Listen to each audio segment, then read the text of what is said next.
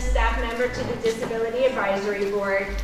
Not only are we honoring individuals who have made an impact in our community, we also applaud the resilient and adaptable team of caregivers and door openers.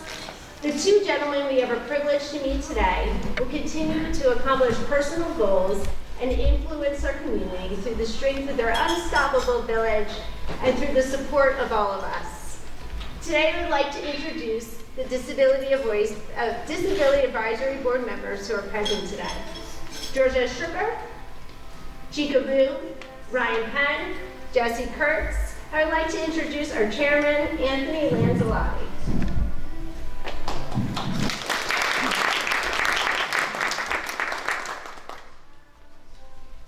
Thank you all for coming. Good afternoon. It's a pleasure to be here, and a pleasure to have been to be the new elected first chair of the Atlantic County Disabled Citizens Advisory Board. On that note, I will turn it over to our second chair, Jesse Kurtz, who will lead us in the Pledge of Allegiance. Jesse. Thank you very much, Mr. Chair. Please rise. I pledge allegiance to the flag of the United States of America and to the republic for which it stands, one nation, under God, indivisible, with liberty and justice for all.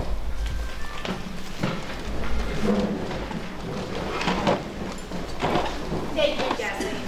I would like to introduce Dennis Levison, our Atlantic County Executive, for opening remarks.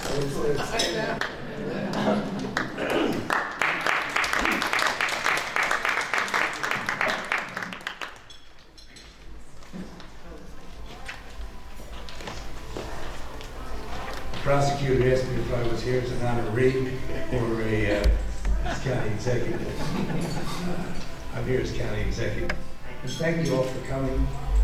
Usually we have a larger crowd, but this year there's two individuals that have been nominated, and that's why the crowd seems a bit small. This is something we've done for 34 years. And in the beginning, it was a labor of love. We went through a lot of name changes. We went from the crippled to the disabled, which is a far better description of people with afflictions. My wife told me not to make it about me today, and I'm not, but I've learned a lot from the problems that I had.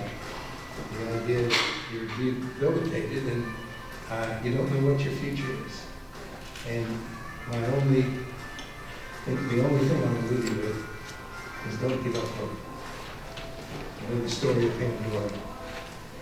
There was a box, a special box, and she was told never, ever to open the box.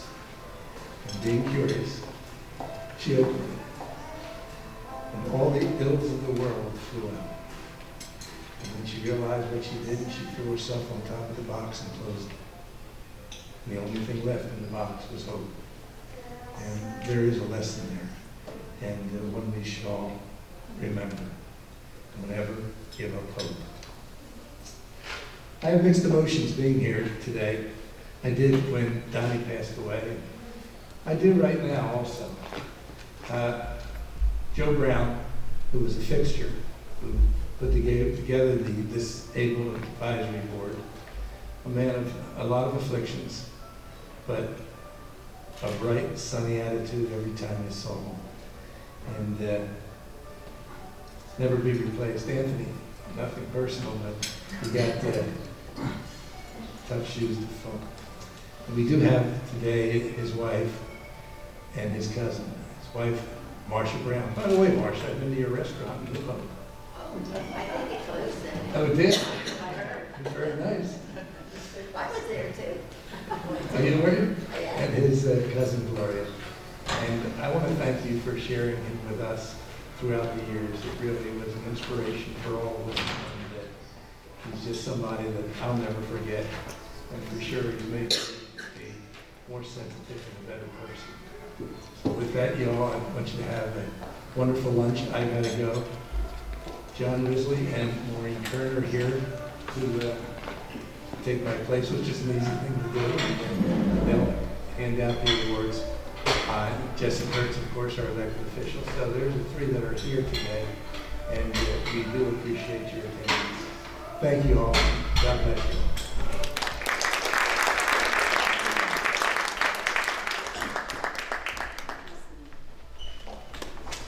I would like to call up Dr. John Glacey to give the remembrance for Donald Sykes. I'll just do it from here because I can talk loud enough so you can hear it. It won't be muffled. I've been doing this since we started the Donnie Awards. Donnie Sykes, for those of you who never had the misfortune or fortune to meet Donald, when he passed away in '91, we started a fund called the Donnie Fund. And ironically, Joe Brown, who we're also honoring today, Donnie and Joe and I were the three that approached Atlantic County and asked for a disability advisory board. We wanted to try to make the new industry coming to Atlantic City with gaming. We wanted to make sure that the disabled population could participate, could get in and out of restaurants, could get in and out of hotels and stuff. Luckily, Donnie's brother, Tommy, who is here today, Tommy was an architect and he helped advise us. A few years later, Donnie Sykes and Joe Brown, these two same guys, we were a part of the White House delegation for writing the Disabilities Act, the Accessibility Act that became the national law. They were the good things that these two did.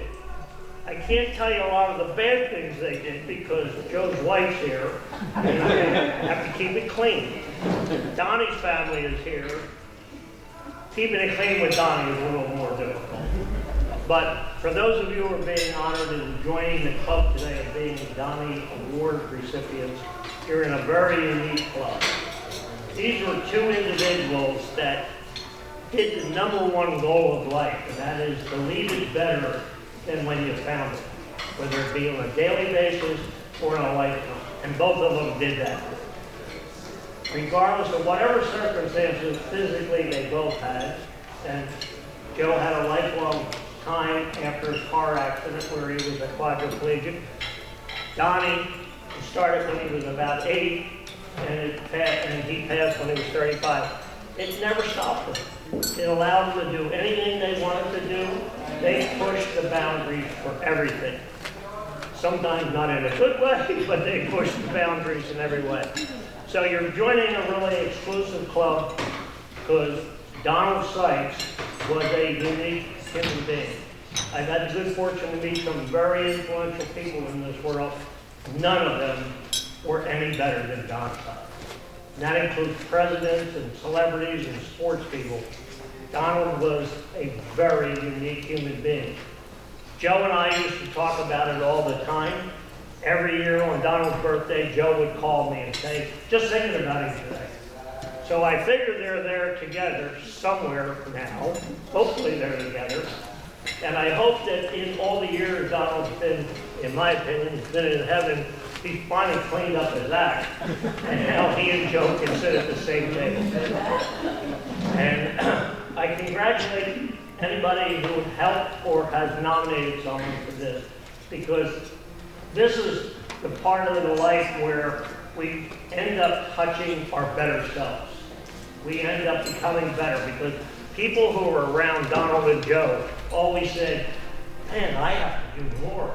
I can't, if these two can do it, I gotta do more. So they made everybody else better.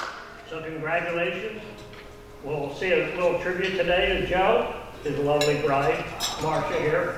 I remember her from high school when they were dating. They were the it couple at Fugwell High. They were cool, you know. Joe was the cool guy. So, all Fugwell High School graduates, by the way, we all share that. Have a lovely lunch.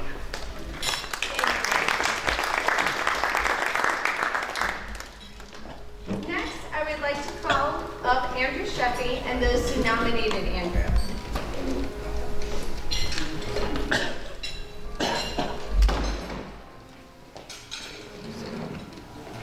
May I introduce to everyone Lucy Passione and Andrew Sheffy. Lucy's going to do some words and then you're going to do some. Perfect. right here. Perfect.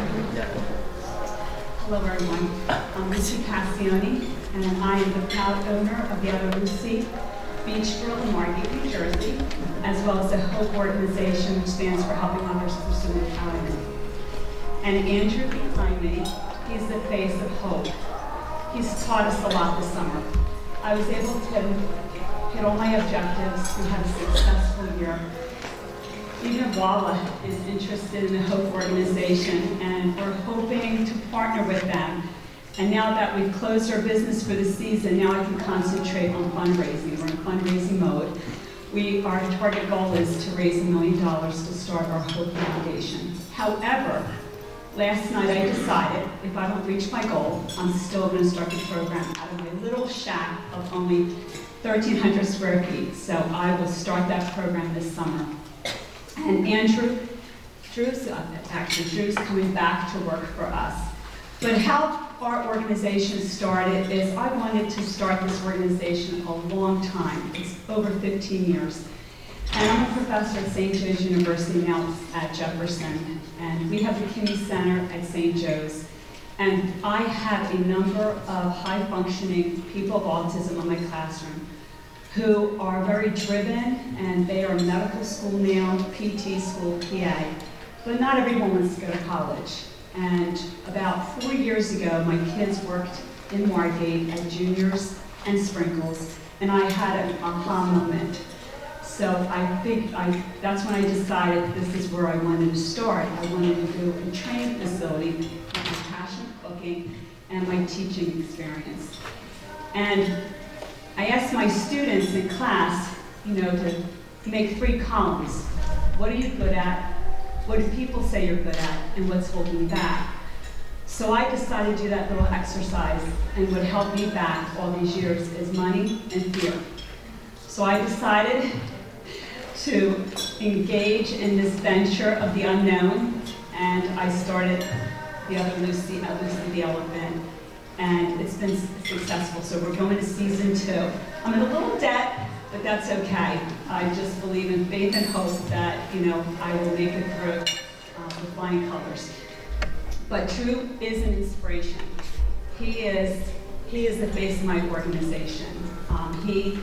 If you met Drew May 1st at my home, at my dining room table, Drew wasn't sure if he wanted to work with me. He said, maybe. And he was very timid and shy.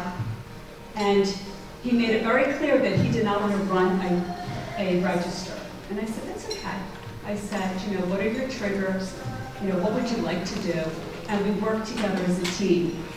And guess what? We worked the register. He did a great job.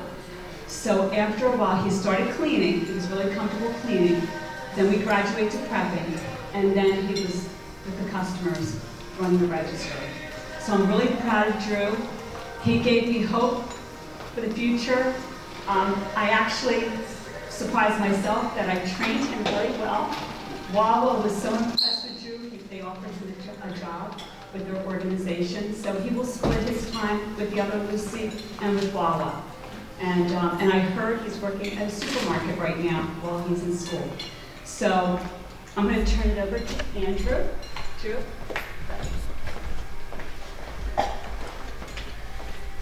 Hey there. Thank you for incredible nomination. I'm actually overwhelmed with the sense of gratitude and pride. Not merely for nomination, but for the journey that brought us here. Every step of my journey has been a lesson, teaching me resilience. With patience and advocate for myself.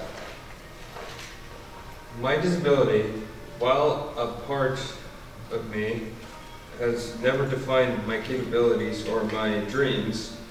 I need to learn to adapt to the world. It will not adapt to me.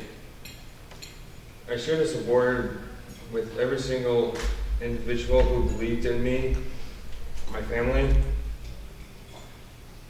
my friends, Lucy, the person who gave who made this happen. Lucy gave me the opportunity to prove that I am a capable worker who saw beyond the physical and recognized the determination, skill, and spirit that I bring into our workspace. Lucy truly cares about her employees. I hope the workplaces continue to create an individual environment where everyone, regardless of their abilities, is recognized, valued, and encouraged to soar high. It has made me a different person in a positive way. Thank you once again for this honor. We need to embrace our uniques in every person we meet. Thank you. Thank you. Commissioners, to be delivered this award.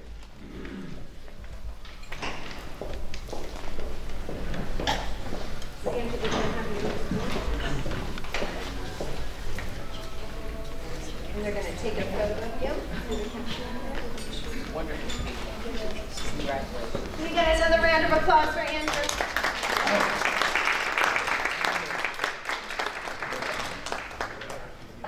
Gotta get you in here. Before we present these certificates on behalf of Atlantic County, Maureen Kern has one on behalf of the county executive, and I have one on behalf of the Board of Commissioners, which is the legislative part of county government. We're honored to be here to honor you and everyone else, and we appreciate the volunteerism that occurs within the whole disability community. We appreciate that ever so much. And we have our ears open. So if there's anything we need to be doing that we're not doing, please tell us. That's the only way we'll know. So with that, Maureen. Now, I just want to thank the advisory board for everything that you do to keep this going, as well as the Sykes family, and Dr. Blassie. Your stories are great. I'm really missing them this year. But yes, thank you for all to keep this going. It's wonderful. It's heartwarming every year, and to see individuals give such a wonderful speech that you did. So thank you. All right. Okay, this-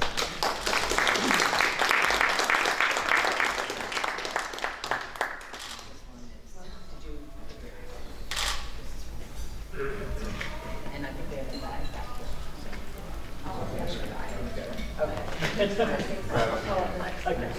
Oh, you want us to second? Yes. The next young man I'm going to introduce you to is Michael Rossoni. I'm going to read the letter for the family and friends. Over the past 10 years, Mike has volunteered in a variety of settings to benefit the elderly and people with disabilities. In addition, he belongs to ASPEN, Autism Spectrum Education Network, which promotes education, support, and advocacy regarding people on the autism spectrum. He is a key member of the local bowling group. Both parents and bowlers love to chat with him. In addition, he is a 2013 graduate of Nayland Regional High School. Mike has been challenged by both developmental disabilities and mental health issues. He has persevered to become an important member of the community. Get a round of applause for Mike, please.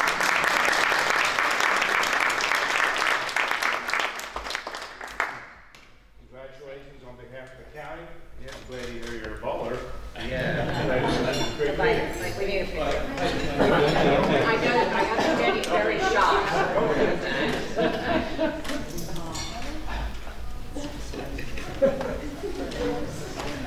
Good. Okay.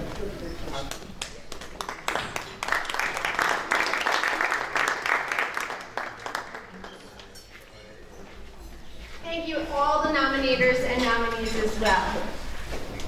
The next thing I'm going to share with you is a tribute video that the county has made along with the Disability Advisory Board for Joe Brown.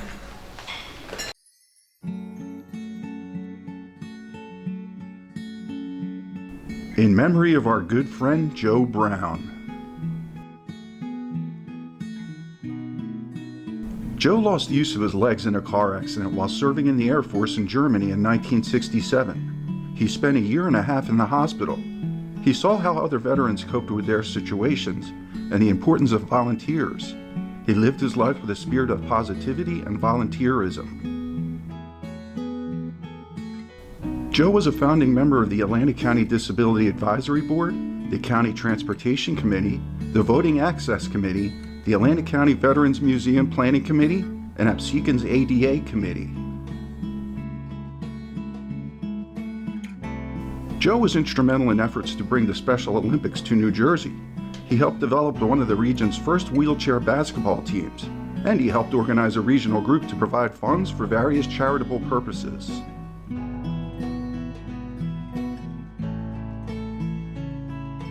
He was a founding member of the Donnie Fund and the South Jersey Field of Dreams, assisted the Maloney Bike-a-thon, the March of Dimes charity runs, and worked on the project to make Patriot Lake accessible.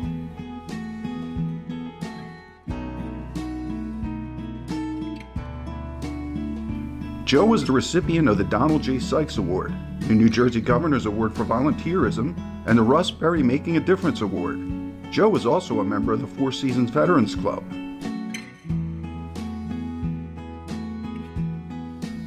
He was an active member in the United Spinal Association, a delegate for the White House Committee for the Employment of the Handicapped, and worked for the passage of the Americans with Disabilities Act.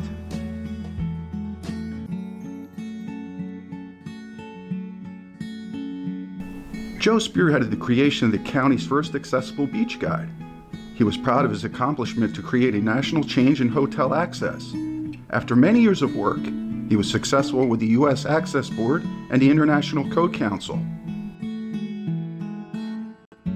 All states slowly adopted his bed law, which is now a code mandating open bed frames in accessible hotel rooms. This allows the passage of a Hoyer lift that makes transfer from a wheelchair to bed possible.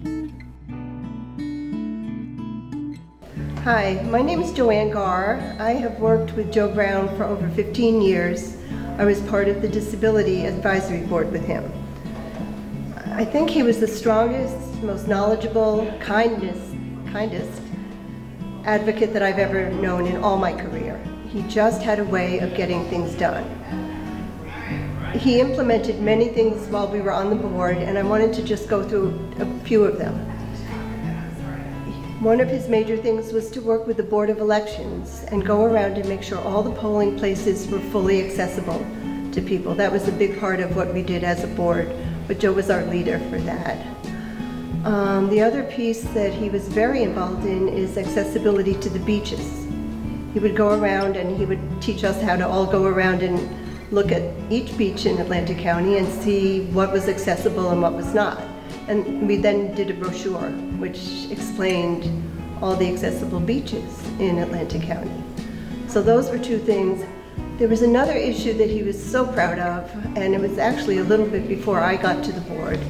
He was concerned that when people in wheelchairs went to hotels and needed a Hoyer lift, they couldn't get transferred from the wheelchair to the bed.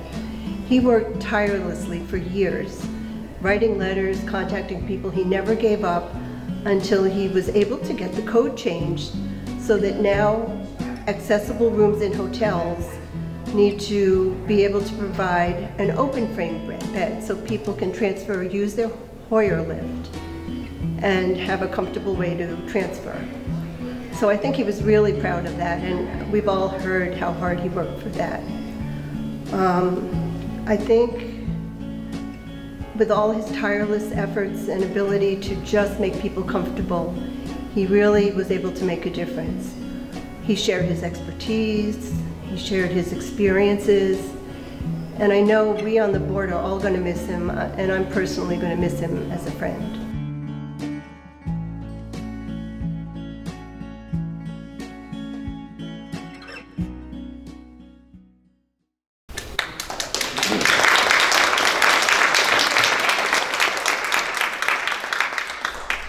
Thank you, that was beautiful, and thank you for everyone that participated in the making of that video as well.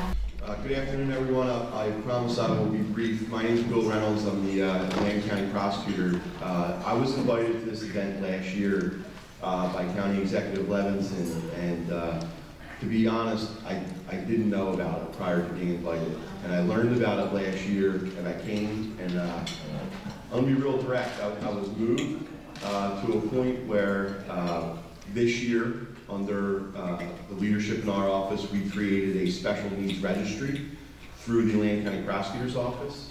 We created an outreach program using the power of the County Prosecutor's Office to educate both law enforcement and education, schools, and we married up the two things together, and we had two gentlemen in our office who had special needs children, and it was a passion of theirs.